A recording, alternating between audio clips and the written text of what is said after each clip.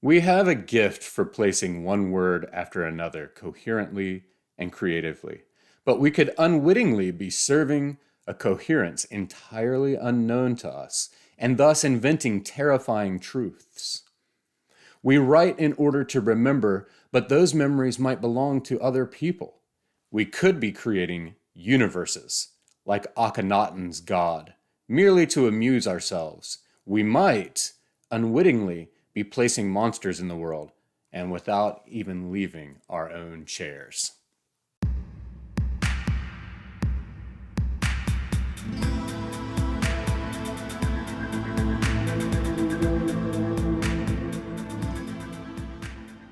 Hey everybody, thank you for watching Leaf by Leaf. Today we're talking about Borges and the Eternal Orangutan by Luis Fernando Verissimo.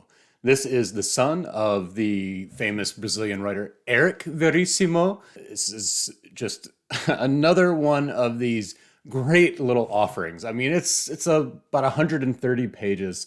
This is from New Editions. It is translated from the Portuguese by none other than Margaret Costa, who also had a hand in translating the ultimate Brazilian novel, I would say, the posthumous memoirs of Brás Cubas by Machado de Assis, along with Robin Patterson. I had the pleasure of reading this translation of de Assis's great work and reviewing it for Rain Taxi last year. It's just another one of these treats that Latin America bestows upon the world. This is basically a love letter to Borges and to Borges readers. In fact, the narrator narrates directly to Borges, so it's addressed as if it's written to Borges. Borges is a character in the story. The story is written in the manner of a Borges story, and in fact, the very last chapter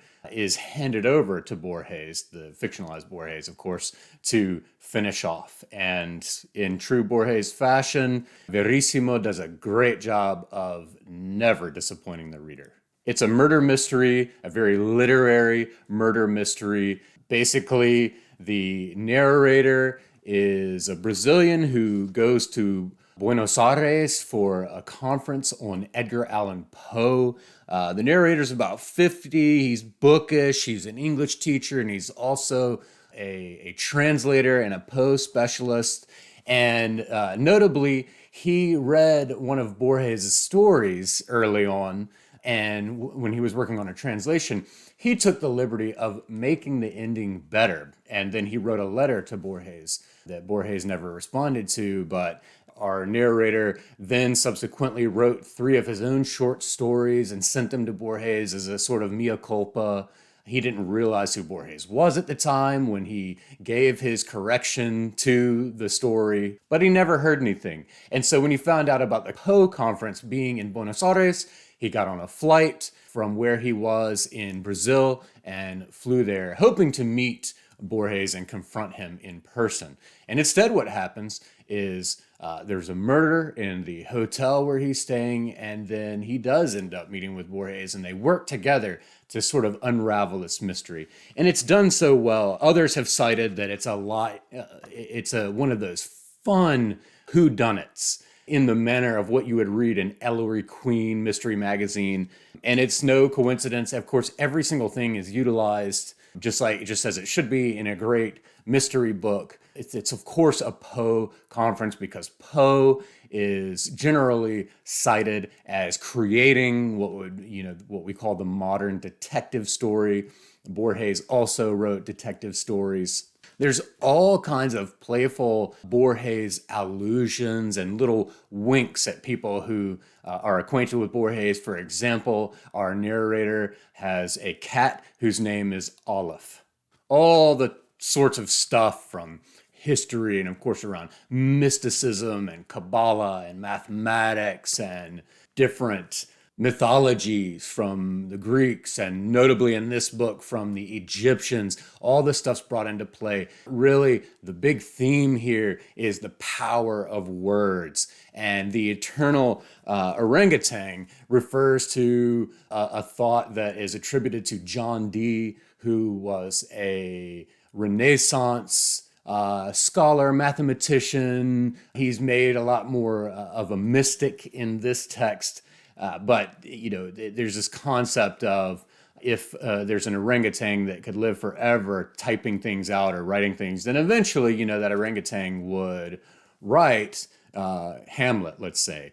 There are variations of this that have come down through the ages, such as, the monkeys typing away eternally. If they given infinite time and space, they would eventually write all the works of Shakespeare. And it's really a crazy thought, but plausible mathematically.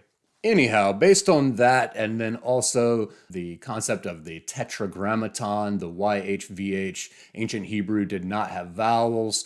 Plus, they wanted to discourage people from saying the name of God. That's why in modern renderings of the word God from more Orthodox Jews, you'll see it as G dash or hyphen D. It's what we would call Yahweh. But there's this concept that's played with about if you speak or write things down, then they have the power to exist.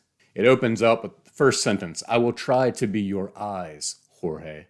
Of course, we know Jorge's famous, just like Joyce and others, for losing his vision and being read to and dictating books. And then in the closing two sentences of the opening paragraph, which are very pertinent, we always write in order to remember the truth.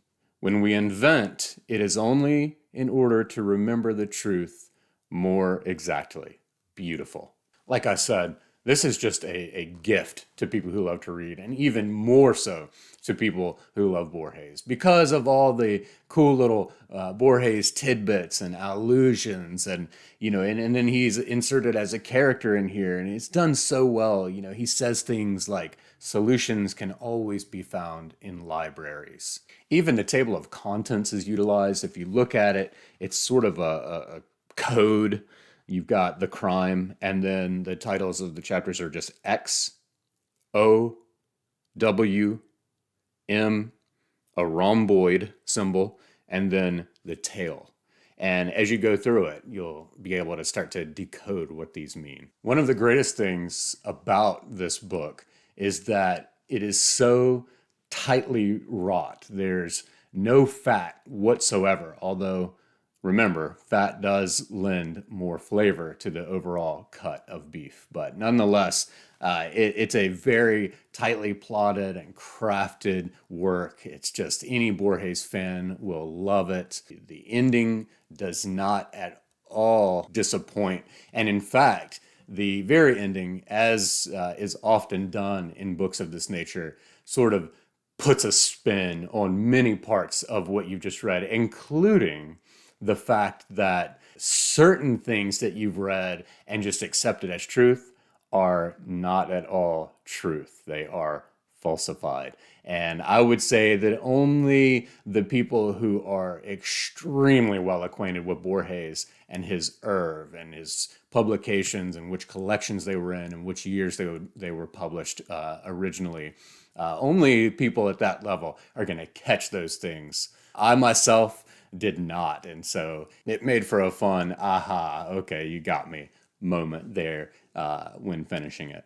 There were also a couple of things that were placed in there, just kind of dropped in, that by the end, they were never really explained, even though you could see what was going on there. And I love that. So that tells me, because most things by the end in these types of things are explained. Mysteries are in whodunits. They're just that way. They tell you which were the red herrings, which were the real clues, which was fact, which was false, and it kind of tidies everything up so that you're left satisfied by the end. But there were certain things that were never touched on again that were very cleverly placed by Verissimo.